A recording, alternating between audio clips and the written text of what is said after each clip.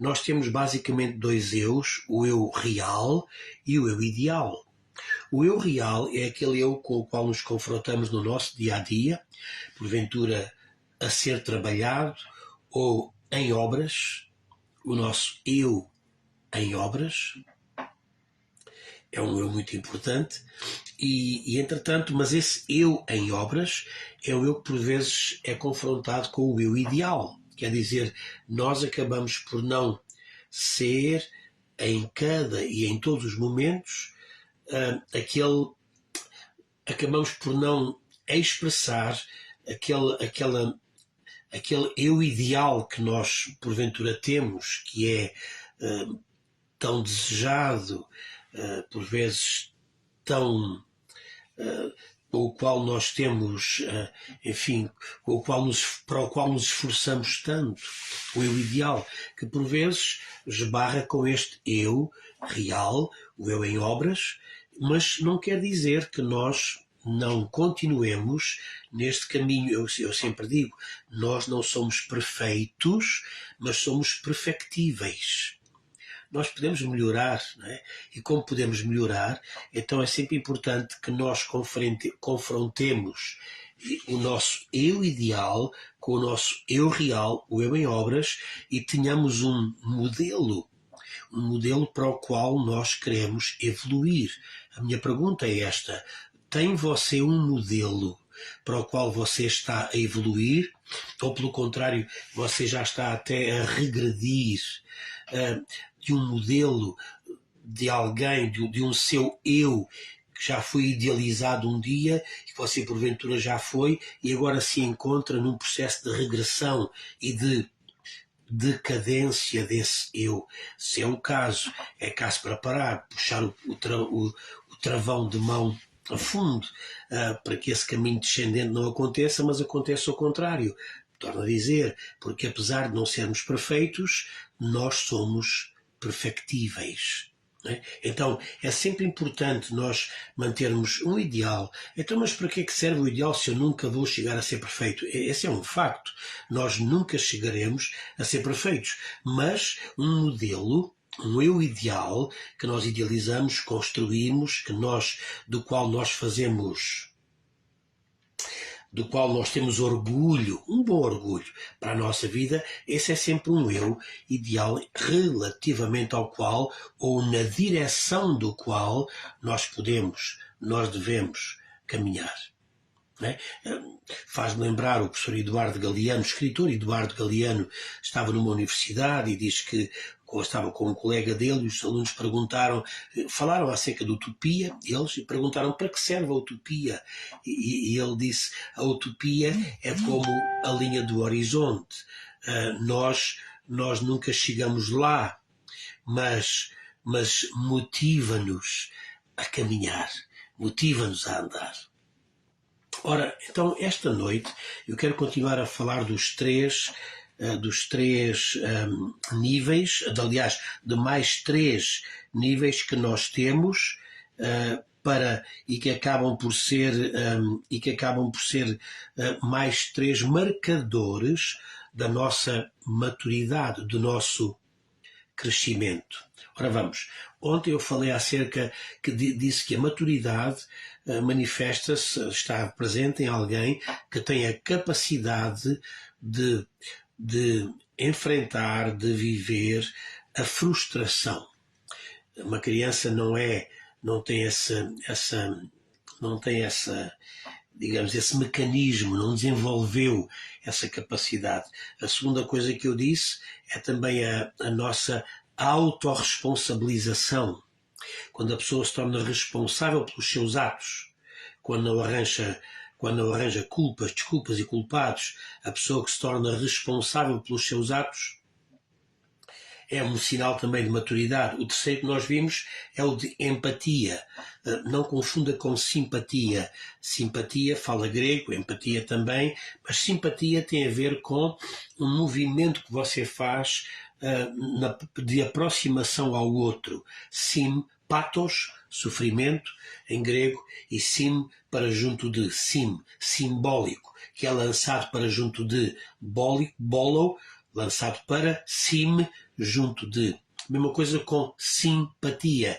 É aquele que se dirige no sentido do sofrimento de outra pessoa. Já a empatia é um pouco mais profundo. Tem a ver com o facto da pessoa se colocar no lugar da outra. Logo, esse é um sinal de maturidade que também não existe exatamente nas crianças. Se bem que elas têm a capacidade de simpatizar, sentir a tristeza de um adulto, eventualmente, ou de outra criança, mas esta capacidade abstrata, a abstração, a pessoa abstrair-se dela própria e colocar-se no lugar da outra, é um grande sinal de maturidade.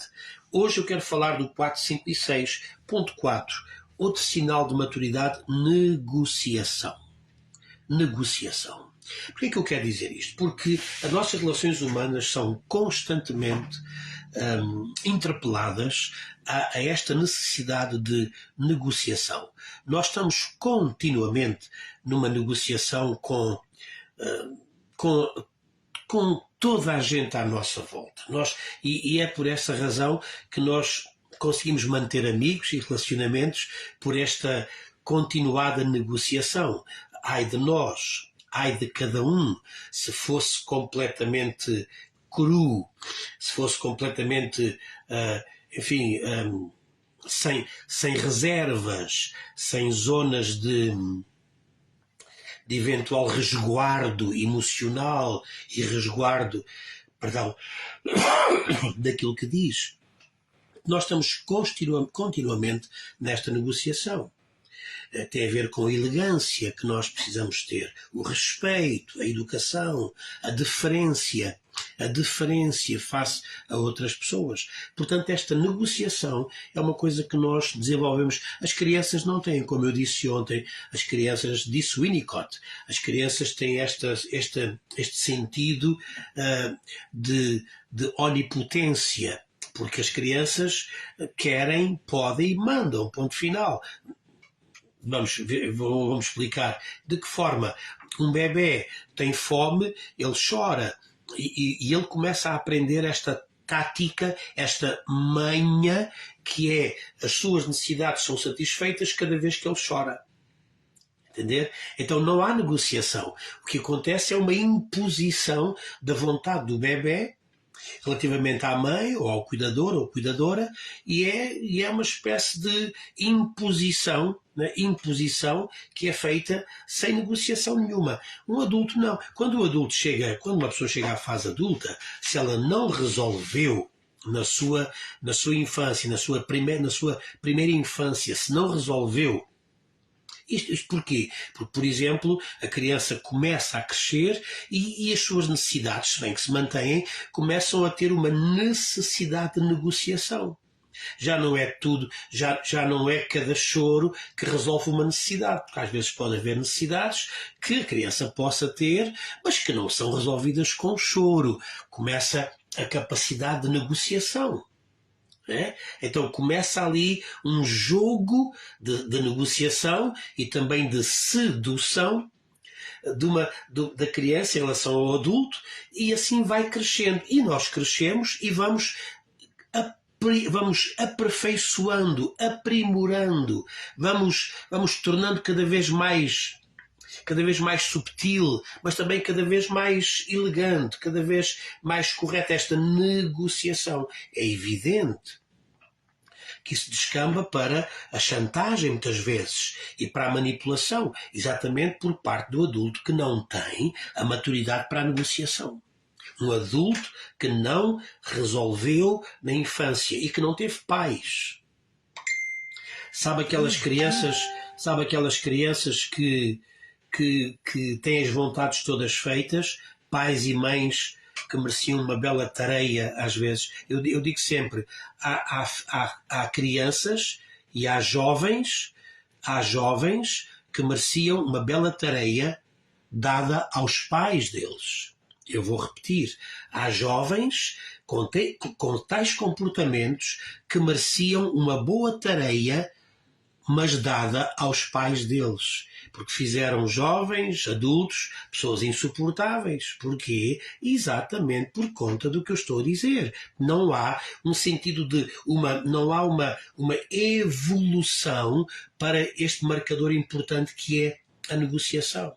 A criança continua a fazer tudo o que quer, pode e manda. O pai e a mãe derretem-se de palermices, de favores feitos, de favorzinhos concedidos. E aqui está o adolescente, o jovem, a crescer como um perfeito ditador em casa, quero, posso e mando. E é muito triste. É muito triste quando os pais chegam a uma fase na vida em que vem um filho, já jovem, que é, afinal de contas, uma pessoa que não tem capacidade de negociação, simplesmente quer, pode e manda, impõe, imprime, exige, demanda. E falta o quê? Falta maturidade, porque essa pessoa vai ter uma dificuldade grande. Porque nem toda a gente está disposta a suportar comportamentos de pessoas que se tornam intratáveis por conta deste marcador que lhes falta, a capacidade da negociação. É bom que você contrarie os seus filhos, é bom que você, se você tem crianças, é bom que você aprenda a criar negociação com elas. Elas têm de ceder também. Numa negociação, as duas partes cedem. É muito importante você fazer o seu filho, a sua filha, ceder. E você não está a maltratar, não está a enxovalhar, não está a reprimir. Os pais não têm juízo nenhum. Não está a reprimir essa pobre criança vítima das suas qualquer ganhe juízo. Obrigue essa criança a negociar. Quer, então em troca tem de haver isto. Queres isto, em troca há isto. Isso vai gerar um adulto saudável que sabe muito bem que à sua volta é uma vida de negociação. Negociação em que, afinal de contas, todos nós saímos bem. Adam Smith, o grande economista de inglês, século XVII, falava ele acerca da mão invisível, que era justamente o que ele dizia numa relação comercial, num modelo capitalista, dizia ele, da sociedade, há uma coisa que acontece, cada pessoa procura o seu próprio interesse. Mas dizia ele, é muito interessante, porque apesar de, e à medida que cada pessoa procura o seu próprio interesse, dizia ele, no final o interesse de todos acaba por ser atendido e beneficiado. Dizia ele, é como se houvesse uma mão invisível que fosse pôr ordem nessa lógica de mercado capitalista em que cada um procura o seu interesse, redundando no final no bem e no interesse de todos. Acontece assim com a negociação. Um adulto que não é maduro, não sabe negociar, sabe fazer uma coisa, impor, chantagear e manipular. Então, por essa razão, o quarto marcador importantíssimo é o marcador da negociação. O quinto marcador muito importante é eu chamar-lhe o marcador do autocontrole. Autocontrole. Porquê é que nós impomos regras? Espero bem que imponha. Porquê é que nós impomos regras às crianças? Porque as crianças, no seu estado infantil, ainda não têm autocontrole. Eu pensei, do ponto de vista anatómico, as crianças desenvolvem na segunda fase. Freud identificou a primeira fase, a fase oral, as fases do desenvolvimento psicossexual da criança. A primeira fase é a fase oral, mas a segunda fase de desenvolvimento psicossexual da criança, ali depois de 1 ano e meio, por ali para a frente, passa a ser a fase que ele chamou a fase anal. A fase anal, em que ele começa a ter controle sobre os músculos do corpo, para fazer o seu cocó, para fazer o seu xixi, já com algum controle dos seus músculos. Mas isto acontece ao nível anatómico, fisiológico. Ao nível psicológico e psíquico, a coisa é mais complicada. A criança continua a não ter autocontrole.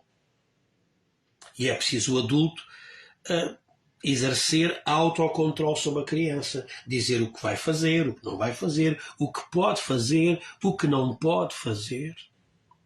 Tudo isso vai acontecendo à medida que a criança vai crescendo com limites.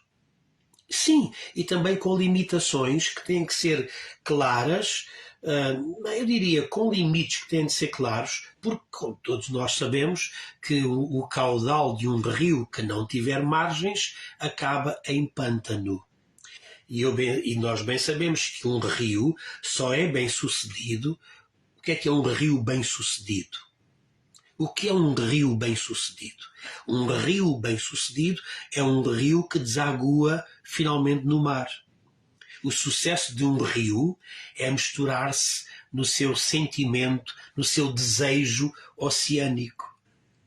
A mesma coisa acontece connosco. Nós também precisamos dos limites das margens para conseguir chegar a uma vida bem-sucedida, digamos, ao desaguar da nossa própria vida e natureza. Por essa razão é que eu estou a dizer que a sexta marca, o quinto marcador de um adulto é o autocontrole, que é uma clara evolução do estado infantil e é também uma continuação psíquica da sua realidade fisiológica, como eu disse, na fase anal, que Freud identificou como sendo a segunda fase do desenvolvimento psicossexual da criança. A criança começa a ter autocontrole nos seus músculos, mas a nível emocional, a nível sensorial, esse controle é mais demorado. Se a criança falha nesse estágio, se a criança não é ajudada a criar uma autonomia nessa fase não só física, anatómica, mas também psicológica, vai tornar-se um adulto sem autocontrole. E é por essa razão que acontece comportamentos, adições, que são resultado de traumas, de neuroses e de recalques que vêm dessa fase anal da vida dos... Você pode pensar que isto é um disparate, mas isto é tão verdade como eu estou aqui hoje a falar consigo. São recalques dessa fase mal vivida que acabam por depois revelar-se. Como eu digo sempre, os adultos andam a pagar as dívidas de criança. E então, autocontrole é fundamental, é um marcador que fala da maturidade de uma pessoa. É por essa razão que nós usamos a palavra autonomia. Sabe o que é? A palavra autonomia fala grego, duas palavras, auto e nomos. Nomos, de onde dá nomia, nomos é lei, auto é o si mesmo. Okay? Uma autonomia tem a ver com a lei de si mesmo.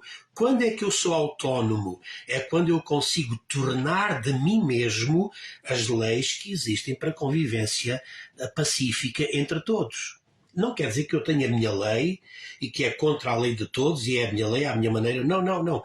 A autonomia é quando a lei que existe, os princípios, as regras, os princípios éticos, morais, quando tudo isso é incorporado em mim e se torna meu, se torna eu. Aí é que eu sou autónomo. O problema com a psicologia, como vocês já perceberam, eu estou a navegar na psicanálise e eu tenho um quê relativamente à psicologia. É que as chamadas TCCs, as teorias cognitivo-comportamentais da psicologia, o que fazem é ajudar a pessoa a tratar do sintoma.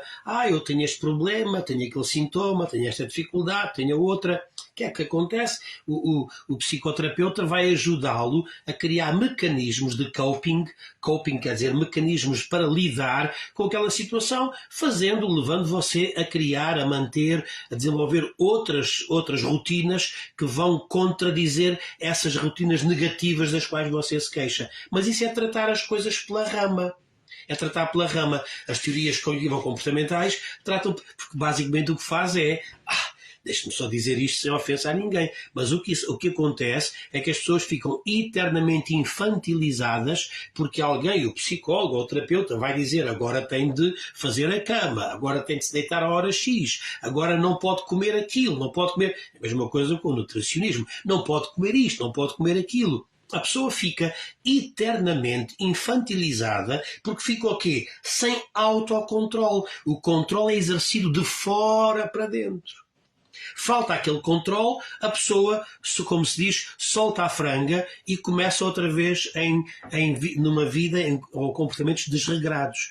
O que é que faz um adulto com maturidade? Autocontrole, autonomia, tudo aquilo que são as leis, os princípios que regem o bem-estar, eu torno-os meus e eu torno-me então autónomo. Tenho a lei em mim mesmo. Portanto, quando as teorias cognitivo-comportamentais ajudam as pessoas a lidar com os seus problemas, quase infantilizando-as, dando-lhes tarefas para conseguir eventualmente tratar com aquilo que vem anteriormente, que causa uma disfunção ou uma ruptura, o que nós precisamos é outra coisa, ir mais fundo. É por essa razão que a psicanálise é importante, porque leva a pessoa ao fundo de si mesma e entende, através de um percurso que pode ser demorado, mas é muito interessante e bonito, a pessoa começa a redescobrir, a fazer uma arqueologia, se quiser, da sua alma e começa a entender não só com nada mais do que simples conversa. Simplesmente fazendo o que se chama a livre associação de ideias, a pessoa começa a falar, começa a lembrar, começa a trazer cá acima tantas coisas, tantas palavras que ouviu, tantas frases que foram repetidas, ou tantos gestos que viu, e começa a perceber, então hoje eu estou assim porque eu estou a pagar uma fatura, estou a pagar uma dívida de criança daquilo que aconteceu lá. É aqui que a pessoa começa a fazer o quê? Começa a ter autocontrole sobre si mesma. A sexta coisa para terminar, e vou já terminar, a sexta coisa, o sexto marcador que identifica a maturidade numa pessoa, num adulto, é a sua capacidade de permanência. Já notou como as crianças são tão impermanentes? As crianças são tão provisórias, se quiser, quer agora uma coisa e a criança quer, logo mais, se é um brinquedo, logo mais esquece, se é brinquedo, porque uma vez lembro que a minha filha queria água, e por alguma razão não estava a receber a água que ela precisava naquele momento, e ela começou, quero água, e ficou ali tempo sem fim, quer água. Mas isto para dizer que das crianças há uma marca muito grande de impermanência. A criança é por natureza provisória nas suas vontades, nos seus desejos, naquilo que tanto querem. Então de repente se esvaem, começam a esvair-se em lágrimas, como nós dizemos, em baba e ranho de todo o tamanho.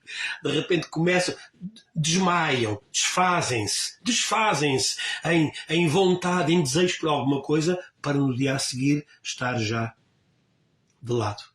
Sabe o que é a marca de um adulto com maturidade? É a permanência. O adulto da permanência é o adulto que não é provisório, mas é um adulto que não é provisório, mas é um adulto que permanece, e no que é? Permanece nas suas decisões, permanece nos seus desejos, permanece nas suas escolhas. Há uma permanência que é muito importante e que também marca, neste caso, o adulto e a maturidade. Não é a pessoa de ânimo leve. Até o apóstolo Paulo, numa das suas cartas, fala acerca das pessoas que são levados em roda por qualquer vento. Naquele caso falava ele de doutrina, mas a ideia é esta, está a perceber? Ele compara mesmo, tão interessante, ele compara esse comportamento ao comportamento das crianças. As crianças, e diz ele que nós não somos como essas crianças, e depois diz, levados em roda por todo o vento. Aqui está uma marca de criança, esta impermanência e a capacidade de ter convicções, a capacidade de ter uma vontade de ferro. Vivemos numa sociedade que cada vez mais enfraquece, amolece as pessoas. Parece que já é uma coisa horrível ter convicções que porventura não estão alinhadas com a provisoriedade das normas que vão acontecendo. As coisas hoje são assim, amanhã já são diferentes, porque há uma nova pressão de grupo, há uma nova ideia que surgiu, sabe-se lá onde, e as pessoas vão mudando, como dizia Zygmunt Bauman. Este estado líquido em que nós vivemos, um estado líquido em que nós vivemos. Então, esta incapacidade de permanência, de estar, de pertencer, de permanecer, não é? Não é de provisoriedade, mas é de continuidade. Isto é também uma marca.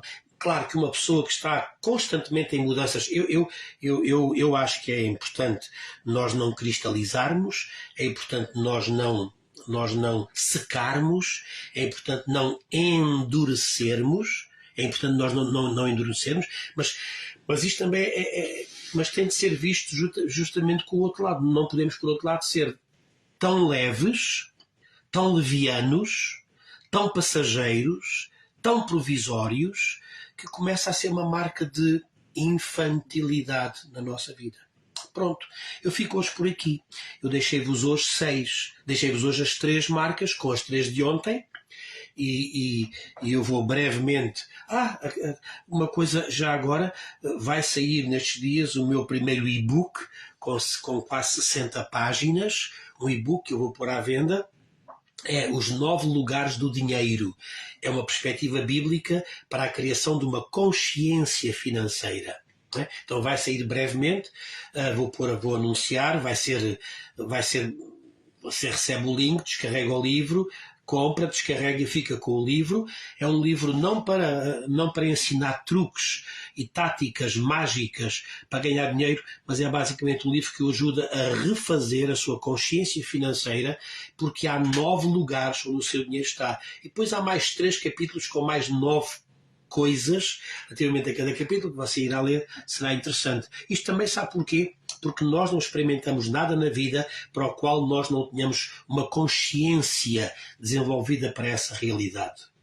E como tal, é preciso entender que tudo aquilo que nós alcançamos é o resultado do nosso estado de consciência relativamente a essa mesma realidade. Por essa razão, vou entregar-lhe este e-book, poderá comprar, sobre os 9 lugares do dinheiro. Mas esta noite, acho para dizer que logo mais não vos vou dar muito tempo. Daqui a umas poucas semanas eu vou trazer-vos um e-book, outra vez um e-book, com este conteúdo dos 6 sinais da maturidade do indivíduo. Foi o que eu dei ontem aqui e continuei hoje aqui, e se quiser então apanhar todo o conteúdo, vá aqui ao meu Facebook, a live de ontem e a live de hoje, faz um conjunto que são os 6 sinais, os 6 marcadores da maturidade.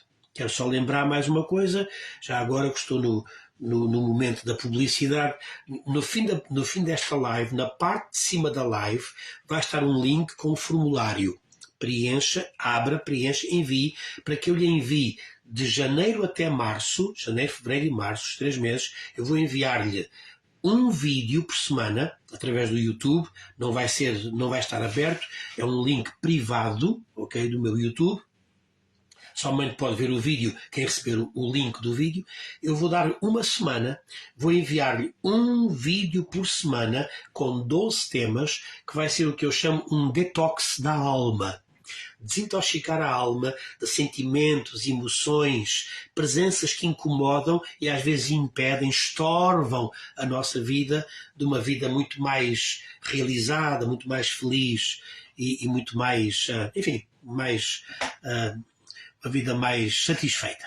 Então isso será no final desta live, repito, vá cá acima, não está ainda, é só no final, vai estar o link com o formulário que você preenche, abre, preenche, envia, e depois a partir da primeira semana de janeiro eu vou enviar-lhe um vídeo por semana para receber as 12 lições que eu vou dar sobre o detox da alma. Para esta noite ficam os 3 marcadores, com os 3 de ontem, os 6 marcadores da maturidade de uma pessoa.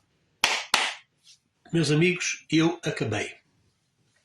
Já estou aqui a falar a meia hora, a minha voz ainda não está de volta, ainda está um pouco ausente. cansaço, mas o descanso tratará disto. E quem é que disse alguma coisa? Além daqueles que foram dizendo boa noite ao chegarem, é difícil agora para mim voltar acima, vou só dizendo aqueles que agora estão a dizer boa noite e que vão embora. A Cândida Baião diz obrigado, professor, tenham um bom descanso, para si também, Cândida. A Maria Susana Guerreiro diz obrigado, professor, até amanhã, muito obrigado, até amanhã. A Elizabeth Sena diz obrigado a Luís, muito obrigado também. E pronto, se mais ninguém quer dizer, o Samuel Dias, meu amigo Samuel Dias, o Samuel é um velho amigo da minha parte e velho da parte dele. Samuel Dias, obrigado, meu querido, obrigado pela presença. Muito bem, grato por estares aqui um bocadinho esta noite. Fernando Paulino também disse boa noite, até amanhã, muito obrigado. A Késia Santos também, obrigado. Misé Trocato, muito bem, pronto. Eu fico por aqui então esta noite, a todos aqueles que foram chegando, também àqueles que assistiram e porventura nada quiseram dizer. Pronto, pelo menos ponham um gosto, ponham aí um gosto na live, porque ajuda a propagar, ajuda também a criar uma imagem. Já agora ajude-me a fazer boa figura. E com um gosto, ponham um gosto aí na live.